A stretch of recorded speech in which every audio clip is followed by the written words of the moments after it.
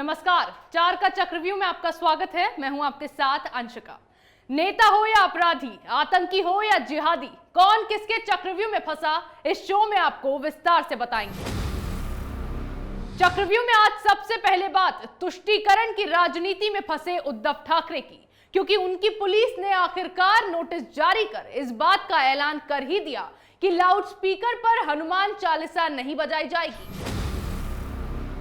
फिर बात करेंगे हिंसा के चक्रव्यूह में फंसे अरविंद केजरीवाल की, जो दिल्ली को बदलने के बड़े बड़े दावे करते हैं, लेकिन जहांगीरपुरी हिंसा के बाद केजरीवाल की खौफनाक दिल्ली की तस्वीर सामने आ गई। चक्रव्यूह की तीसरी खबर में बात करेंगे राहुल के चक्रकाल में फंसी कांग्रेस की, जिसकी साख खत्म होती जा रही है और वो फिर से पार्टी को छोड़कर छुट्टी मनाने चले गए हैं।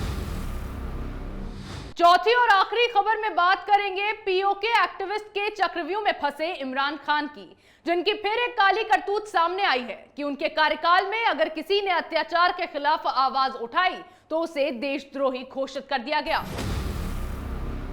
चलिए शुरुआत करते हैं चक्रव्यूह की, और सबसे पहले बात वोट बैंक के चक्रकाल में फंसे उद्धव ठाकरे की, जिन्होंने अब ऐसा फैसला सुना दिया जिससे यह साफ हो गया है कि वो किस तरह से लाउडस्पीकर की आड़ में तुष्टीकरण की राजनीति करने पर आ गए हैं।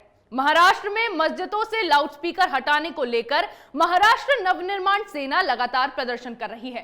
राज ठाकरे के मस्जिदों से लाउडस्पीकर हटाने की मांग ने राज्य में बवाल मचा दिया है। राज ठाकरे ने अब चेतावनी दे दी है कि अगर 3 मई तक राज्य सरकार ने मस्जिदों से लाउडस्पीकर नहीं हटवाए तो वो तेज आवाज में हनुमान चालीसा बजवाएंगे।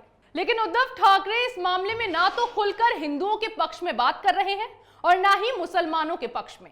ऐसे में अब नासिक पुलिस कमिश्नर ने 3 मई तक सभी धार्मिक जगहों पर लाउडस्पीकर लगाने की परमिशन लेने का आदेश जारी किया है।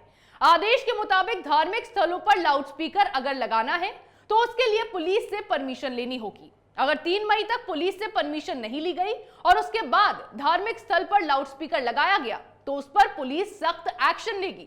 लाउडस्पीकर पर राज ठाकरे की चेतावनी के बाद नासिक पुलिस ने यह आदेश जारी कर दिया है। अब पुलिस ने जो आदेश जारी किया है वो है क्या, उस पर नजर डालते हैं। पुलिस के आदेश के मुताबिक हनुमान चालीसा या भजन बजाने के लिए अनुमति लेनी पड़ती है। अजान से पहले और बाद में 15 मिनट तक इसकी अनुमति नहीं होगी। मस्जिद के 100 मीटर के दायरे में इसकी इजाजत नहीं होगी। पुलिस का कहना है कि इस आदेश का उद्देश्य कानून व्यवस्था बनाए रखना है। उद्धव की पुलिस ने जो आदेश जारी किया है उससे साफ हो गया है कि अब वो तुष्टीकरण की राजनीति करने पर आ गए हैं। लाउडस्पीकर पर राज ठाकरे के लगातार आवाज उठाए जाने के बाद एक बार भी शिवसेना ने महाराष्ट्र में लाउडस्पीकर पर बैन लगाने की बात नहीं की। वो उद्धव ठाकरे जो हिंदुत्व की विचारधारा पर चलने के दावे करते हैं, उनकी पुलिस ने अब घुमा फिरा के यह ऐलान कर दिया कि लाउडस्पीकर पर हनुमान चालीसा नहीं बजाई जाएगी, क्योंकि शिवसेना का हाल यह है कि ना वो मुस्लिम वोटों को अपने हाथों से फिसलने देना चाहते हैं और ना ही हिंदुओं के वोटों को। ऐसे में हिंदुत्व का कार्ड तो उद्धव ठाकरे हमेशा से ही खेलते आए हैं और अब मुस्लिम वोटों को भी अपने खेमे में करने के लिए उन्होंने नासिक में मुस्लिमों के पक्ष में यह फैसला सुनाया है। तुष्टीकरण की राजनीति में उद्धव ठाकरे फंसे और जहांगीरपुरी हिंसा ने केजरीवाल की खौफनाक दिल्ली की तस्वीर सबके सामने ला दी। केजरीवाल हर बार चुनाव में बड़े बड़े दावे करते हैं कि वो दिल्ली को पूरी तरह से बदल कर रख देंगे, लेकिन चाहे 2020 का वक्त हो या फिर आज का, दोनों ही सालों में परिस्थितियां एक जैसी रही और केजरीवाल ने अपने मुंह पर ताला लगा लिया। दिल्ली के जहांगीरपुरी में हनुमान जयंती के अवसर पर शोभा यात्रा को निशाना बनाया गया और दिल्ली में भी हिंसा भड़क गई। शोभा यात्रा निकाल रहे हिंदू श्रद्धालुओं पर इस्लामी भीड़ ने पत्थरबाजी और गोलीबारी की, लेकिन जब इस मामले में जहांगीरपुरी में रहने वाले लोगों से बातचीत की गई तो केजरीवाल के राज में देश की राजधानी का क्या हाल हो गया है उसकी भी पोल खुल गई। जहांगीरपुरी में रहने वाले एक युवक ने बताया है कि जो हिंसा भड़काई गई, ऐसी घटनाएं इस इलाके में आम बात है। वहां इससे बड़ी बड़ी घटनाएं होती आई हैं और मीडिया में इसकी चर्चा तक नहीं होती। छोटे छोटे बच्चे हिंदुओं महिलाओं को परेशान करते हैं। इतना ही नहीं, इलाके में कई हिंदू महिलाओं का रेप होने का भी दावा किया गया है। शर्म की बात तो यह है कि शिकायत करने पर थाने में पुलिस वाले जबरन शिकायतकर्ता को ही परेशान करने लगते हैं। युवक ने दावा किया है कि कुछ दिनों पहले एक महिला का 15 दिनों तक बलात्कार हुआ था। वो महिला हिंदू थी और बलात्कारी मुस्लिम। यहां रहने वाले दरिंदों की हिम्मत इतनी है कि उन्होंने थाने के सामने ही महिला को मारा पीटा। अंत में मुस्लिम बाहुल इलाका होने के कारण उस महिला को वहां से घर बेच बाच कर निकलने को मजबूर कर दिया गया। इस इलाके में ऐसी ऐसी हैवानियत होती है जो इंसानियत को शर्मसार कर देने वाली है। महज 4-5 हजार रुपए छीने जाने के मामले में आरोपी ने पुलिस पर ही पिस्तौल तान दी। मुहर्रम पर जब जुलूस निकाला जाता है तो कोई खतरे की बात सामने नहीं आती, जबकि वो हर साल निकाला जाता है और हिंदुओं को इससे कोई आपत्ति होती भी नहीं है। लेकिन वहीं हिंदुओं की ओर से अगर शोभा यात्रा निकाली जाती है तो उसमें हिंसा भड़का दी जाती है। छोटे छोटे बच्चे चाकूबाजी की घटनाओं को अंजाम देते हैं। लेकिन केजरीवाल की सरकार दिल्ली में इतने सालों से होने के बाद भी इस इलाके में हो रही हैवानियत को रोक नहीं पाई है। यह है केजरीवाल की खौफनाक दिल्ली। अब जब अरविंद केजरीवाल से कुछ पूछो तो केंद्र के नाम का रोना गाना मचाना शुरू कर देते हैं। अगर केजरीवाल कुछ कर ही नहीं सकते तो फिर किस आधार पर दिल्ली को बदलने के दावे करते हैं? सच तो यह है कि केजरीवाल सिर्फ एक खाली बर्तन है जो बजने के अलावा कुछ नहीं करता और केवल वोट के लिए अपनी घटिया राजनीति को अंजाम देते हैं। पिछली बार भी दंगों के दौरान केजरीवाल ने वोट बटोरने के लिए अपने मुंह पर ताला लगा लिया था और इस बार भी उन्होंने यही किया है। इतने सालों से यह सब चला आ रहा है, लेकिन सरकार ने इसे रोकने के लिए कोई कदम नहीं उठाया।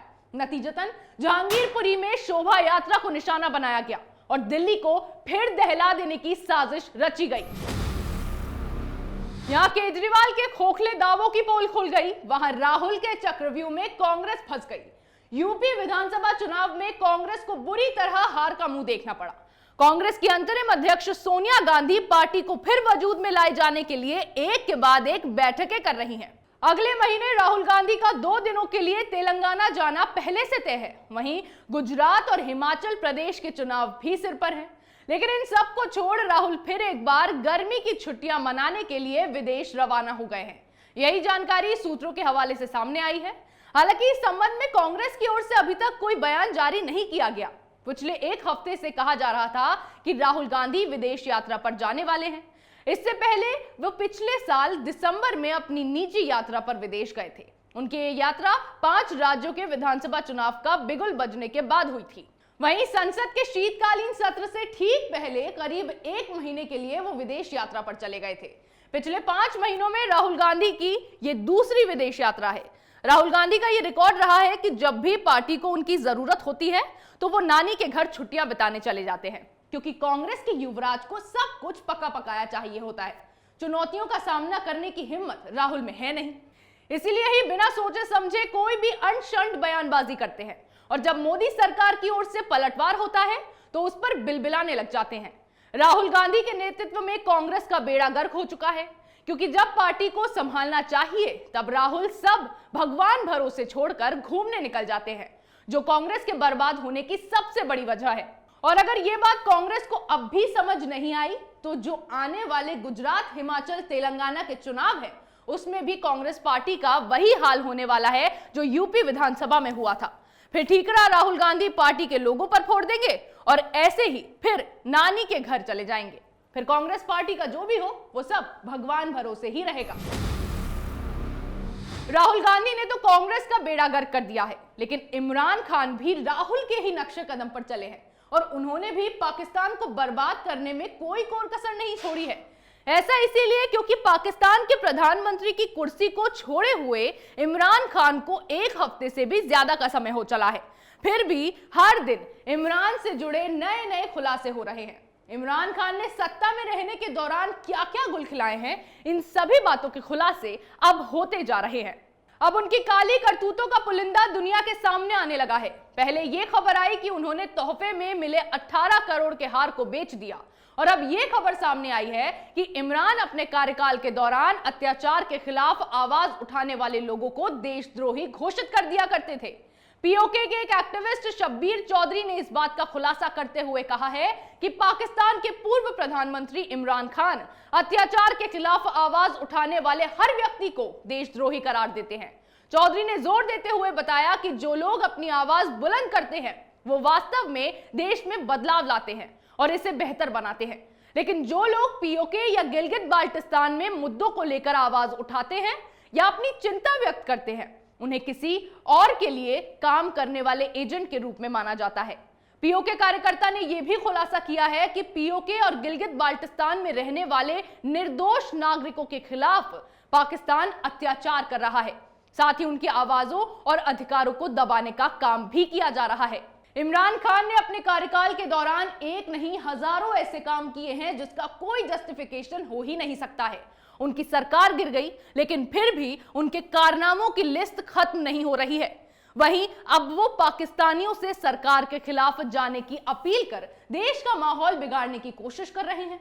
फिर सेना से भी उन्होंने पंगा लिया है, जिसके बाद एक बात तो तय है कि इमरान से उनकी सारी करतूतों का हिसाब किया जाएगा और वो दिन दूर नहीं है जब बहुत जल्द अपने कारनामों के चलते इमरान खान जेल की सलाखों के पीछे होंगे।